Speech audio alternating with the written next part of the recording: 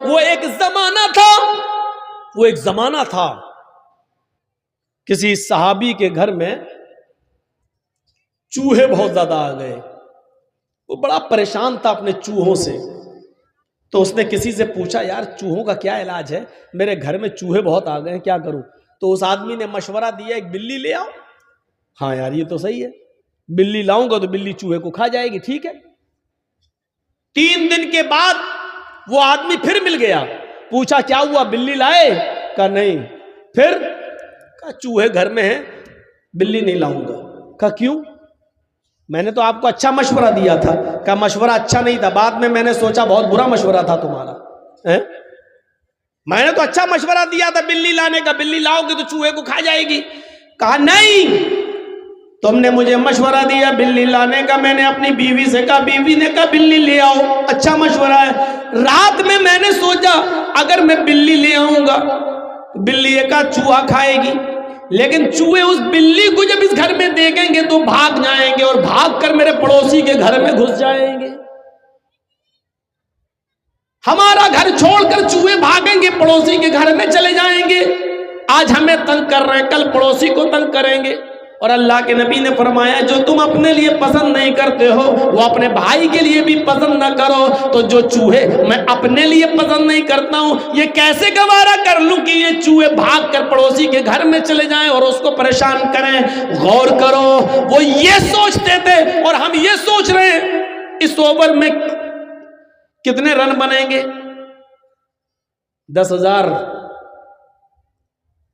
یا تو ادھر یا ادھر. ہم یہ سوچ رہے ہیں کہ اس کی رقم ہمارے پاس آ جائے اور ایک ہی جھٹکے میں یا تو آپ کے پاس آ جاتی ہے یا آپ کے پاس سے چلی جاتی ہے. دونوں ہی صورتوں میں ہم کنگال ہو رہے ہیں.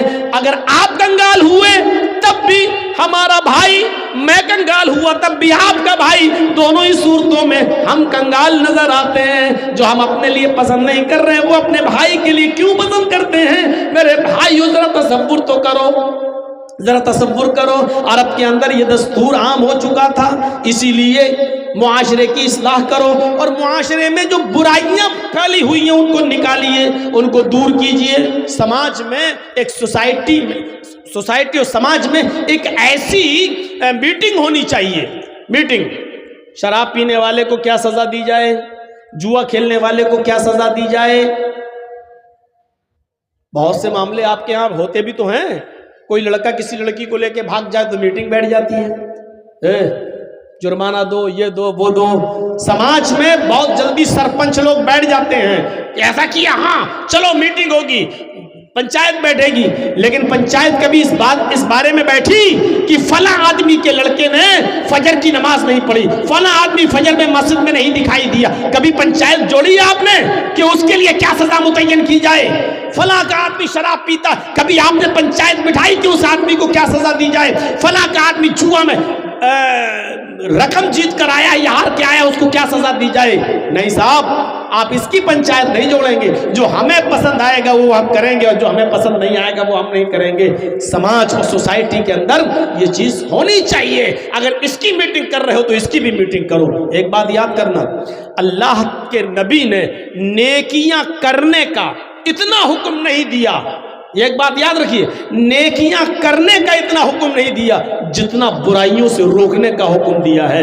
کیونکہ بہت سی نیکیاں ایسی ہیں جو ہم کرتے تو ہیں لیکن برائیاں ان نیکیوں کو دیمک کی طرح چاٹ جاتی ہے. ہم نیکیاں کر رہے ہیں لیکن وہ برائیاں بھی موجود ہیں, تو وہ برائیاں جب ہم کرتے ہیں تو وہ اس نیکی کو ختم کر دیتی ہے, وہ اس نیکی کو چاٹ جاتی ہے. اس لیے اللہ کے نبی نے یہ تو کہا نیکیوں میں آگے بڑھو, لیکن اتنا زور نیک کام کرنے پر نہیں دیا جتنا زور برائیوں سے روکنے پر دیا ہے. ہم اپنے غریبانوں میں جھانک کر دیکھیں, ہم اپنے معاشرے کا, اپنے سماج کا اور اپنی سوسائٹی کا ذرا جائزہ لیں کہ ہم کیا کر رہے ہیں, ہم کیا کر رہے ہیں, ہم کیا کھا رہے ہیں, اپنے بچوں کو کیا کھلا رہے ہیں.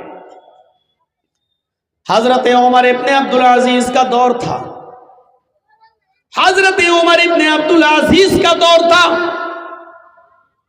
خلیفۃ المسلمین ہے, بیوی کے پیٹ میں بچہ ہے, 3 مہینے 4 مہینے کا حمل پیٹ میں موجود ہے, لیکن 4 دن سے کھانا نہیں ملا.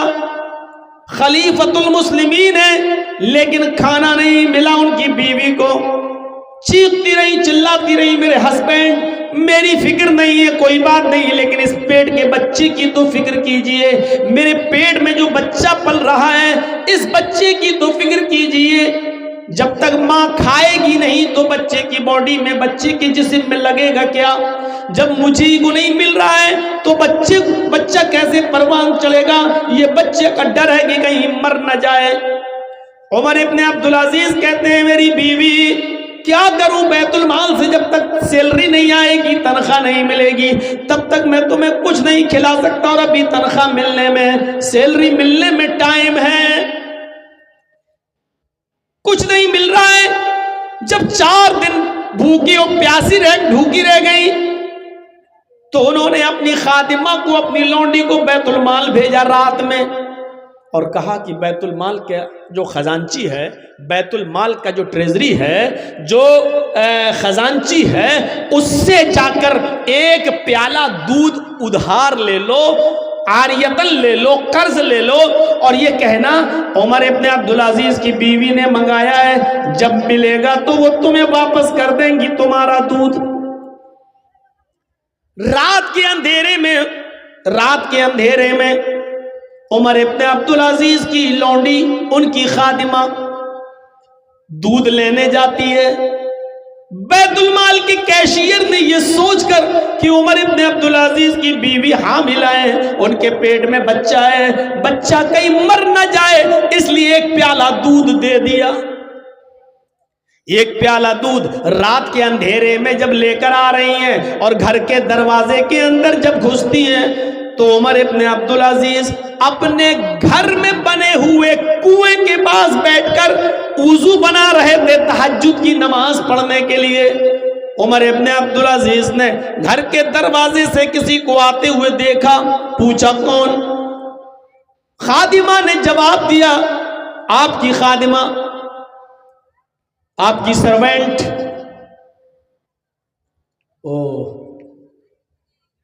کیا چھپائی ہوئی ہو؟ اوڑھنی کے پیچھے کیا ہے؟ پہلے تو انہوں نے آنا کانی کی، جب سختی کی عمر ابن عبدالعزیز نے تو اس نے کہا یہ ایک پیالہ دودھ ہے، کہاں سے لائی ہو؟ کہا بیت المال سے لائی ہوں۔ کس کے لیے لائی ہو؟ کہا آپ کی بیوی کے لیے لائی ہوں، 4 دن سے اس نے کچھ نہیں کھایا ہے، پیٹ میں حمل ہے، ڈر ہے کہ کہیں ایسا نہ ہو کہ اگر کچھ نہ ملے تو پیٹ میں بچہ مر نہ جائے کہیں۔ اس واقعے کو سننے کے بعد ایمانداری کے ساتھ بتائیے گا، لاٹری کا ٹکٹ خریدنے سے پہلے اس واقعے کو ذہن میں رکھ لیجئے گا، آئی پی ایل میں سٹا لگانے سے پہلے اس واقعے کو ذہن میں رکھ لیجئے گا، مال حرام کھانے سے پہلے اس واقعے کو ذرا ذہن میں رکھ لیجئے گا۔ 4 دن سے کھانا نہیں ملا، 4 مہینے کا حمل ہے پیٹ میں، بیوی بھوکی ہے اور اپنے لیے نہیں مانگ رہی ہے، اس بچے کے لیے مانگ رہی ہے جو پیٹ میں پل رہا ہے، جو آگے چل کر عمر ابن عبدالعزیز کے لیے بڑھاپے میں سہارا بنے گا۔ لیکن اپنی خادمہ سے وہ دودھ بھی چھین لیتے ہیں۔ ان کی بیوی کہتی ہے شوہر میرے سرتاج، میں اپنے لیے نہیں اس بچے کے لیے مانگ رہی ہوں، جو آپ کی امانت ہے میرے پیٹ میں پل رہا ہے، دیکھیے اگر 1-2 دن اور کچھ نہ ملا تو یہ بچہ بھوکا مر جائے گا۔ عمر ابن عبدالعزیز نے کہا میری بیوی تمہیں اچھی طریقے سے معلوم ہے کہ بیت المال میں کھانے پینے کی جو چیزیں رکھی ہوئی ہیں وہ میری نہیں ہے، سارے مسلمانوں کی امانت ہے۔ پھر کیشیئر نے ٹریزری نے دے کیسے دیا ہے؟ ابھی تو جا کر میں اس کی کلاس لوں گا کہ میرے حکم کے بغیر، میری پرمیشن کے بغیر تم نے کیسے دے دیا ایک پیالہ دودھ؟ تم ایسی رہو گی، یہ ایک پیالہ دودھ بیت المال میں جمع ہوگا۔ اڑتی ہیں، کھڑی ہوتی ہیں اور عمر ابن عبدالعزیز کا دایاں ہاتھ پکڑ لیتی ہے، رائٹ ہینڈ، اور اس ہاتھ کو پکڑ کر اپنے پیٹ پر رکھ دیتی ہے ان کی بیوی، اور کہتی ہے میری فکر مت کیجئے، اس بچے کی فکر کیجئے، میرے پیارے سرتاج یہ آپ کی امانت ہے، مر جائے گا۔ اب اس پر عمر ابن عبدالعزیز کا جواب سنیے، اور اپنے سماج اور سوسائٹی پر نظر ڈال کر اپنے حالات پر نظر ڈالیے، بچہ مر جائے گا۔ عمر ابن عبدالعزیز کہتے ہیں میری بیوی یہ ایک پیالہ دودھ جو مسلمانوں کی امانت میں خیانت کر کے چپکے سے لایا گیا ہے، یہ ایک پیالہ دودھ یہ چپکے سے لایا گیا ہے، یہ امانت میں خیانت کر کے لایا گیا ہے، یہ حرام ہے، حرام۔ بیوی نے کہا رے میں نے تو بطور قرض مانگا ہے، جب آئے گا تب دے دوں گی۔ عمر ابن عبدالعزیز نے کہا جب آئے گا تب دے دو گی، لیکن سارے مسلمانوں سے اس کی اجازت نہیں لی گئی ہے، صرف خزانچی نے نکال کر اس لیے دے دیا ہے کیونکہ تم میری بیوی ہو، یہ دودھ تمہیں نہیں ملے گا، کا اس بچے کی بھی فکر نہیں ہے۔ عمر ابن عبدالعزیز نے روتے ہوئے کہا میری بیوی اپنے پیٹ کے بچے سے کہہ دو۔ یہاں کلیجے ہل جاتے ہیں، یہاں دل کانپ جاتے ہیں عمر ابن عبدالعزیز کے ان جملوں پر۔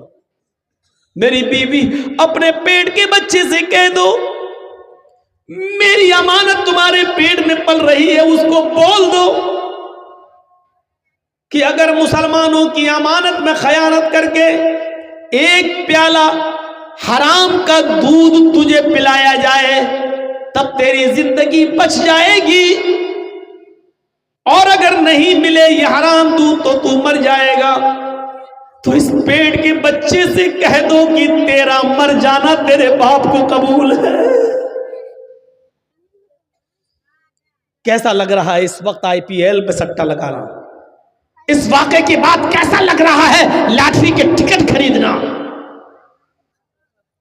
اس واقعے کو سننے کے بعد کیسا محسوس؟ ہم کہاں کھڑے ہیں؟ کتنے مسلمان ہیں؟ پرسنٹیج کے لحاظ سے دیکھیں تو ہماری حیثیت کیا ہے؟ جوا کھیل کر، لاٹری خرید کر، آئی پی ایل میں رقم جیت کر بلڈنگ بنانا اور اپنے بچوں کو اسی سے پڑھانا لکھانا، یہاں پر لا کر اپنے آپ کو سوچئے۔ عمر ابن عبدالعزیز اپنی بیوی سے کہہ رہے ہیں اگر اس ایک پیالے کے حرام دودھ کے پینے سے تیرا بیٹا میرا بیٹا بچ رہا ہے، اور اگر یہ نہیں ملتا ہے تو مر جاتا ہے، مر جائے گا، تو اس بیٹے سے کہہ دو کہ بیٹا تیرا مر جانا تیرے باپ کو قبول ہے۔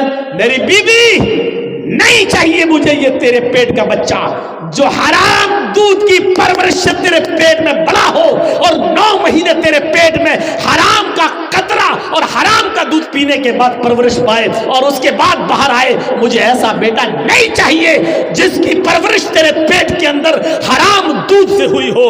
مجھے ایسے بیٹے کی چاہت نہیں ہے۔ اگر مرتا ہے تو مر جانے دو، مجھے اس بچے کے مر جانے کی فکر نہیں ہے، مجھے اس کی فکر ہے کہ قیامت کے دن میرا رب مجھے اپنی عدالت میں کھڑا کر کے یہ نہ کہے کہ تم نے مسلمانوں کی امانت میں خیانت کر کے ایک پیالہ دودھ اپنی بیوی کو پلایا، اس کی اجازت تمہیں مسلمانوں نے دی تھی یا نہیں دی تھی؟ مجھے اس کے سامنے جواب دے ہونا ہے، اللہ کے سامنے کھڑا ہونا ہے۔ میری بیوی اگر یہ بیٹا مرتا تو مر جانے دو، مجھے اپنے بیٹے کا مر جانا قبول ہے، لیکن مال حرام کا ایک پیالہ دودھ پلانا مجھے گوارا نہیں ہے۔ سوچئے اس جگہ پر لا کر اپنے آپ کو بڑے سے بڑے ترم خاں بنے بیٹھے ہیں۔ بلڈنگوں کو دیکھو، عالی شان مکان کو دیکھو۔ 2 سال پہلے رکشہ چلا رہے تھے اور 2 سال کے بعد ایک دم بلڈنگ بن گئی۔ پتہ لگاؤ اس بلڈنگ میں کتنے غریبوں کا خون موجود ہے، کتنے لوگوں کی ایک جھٹکے میں تم نے رقم جیت لی اور اپنے پاس کر لی, اپنی بلڈنگ تو بنا لی, لیکن تم نے اس کے بیوی اور بچوں کو کنگال کر دیا اور روڈ پہ لائے. بہت سے تو خودکشی کرنے پر مجبور ہو گئے, اس لیے کہ اتنا قرضہ ہو گیا کہ وہ قرضہ جب دینے کے لائق نہیں رہے تو خودکشی کر لی اور مر گئے. مر جانا گوارا کر لیا انہوں نے. اس کے ذمہ دار کون ہے؟ ہمیں سوچنا ہے, ہمیں اپنے معاشرے کا جائزہ لینا اور اپنے سماج کا جائزہ لینا ہے. ایک ابو بکر صدیق کا واقعہ آپ کے سامنے رکھیے. ایک کھجور وہ بھی دھوکے سے کھائی, اس کو بھی نکال دی. ایک عمر ابن عبدالعزیز کا منظر سامنے رکھیے. عمر ابن عبدالعزیز کا منظر سامنے رکھیے. عمر ابن عبدالعزیز نے ایک پیالہ دودھ نہیں پینے دیا, ایک پیالہ دودھ اپنی بیوی کو نہیں پینے دیا, بلکہ یہ کہہ دیا بچہ مرتا ہے تو مر جانے دو. حالانکہ اللہ رب العالمین نے اس تقوی کی طاقت سے ان کے بچے کو محفوظ رکھا ہے. کھجور پھر کہیں سے گفٹ میں آئے, پھر انہوں نے کھجور کھایا, پانی پیا.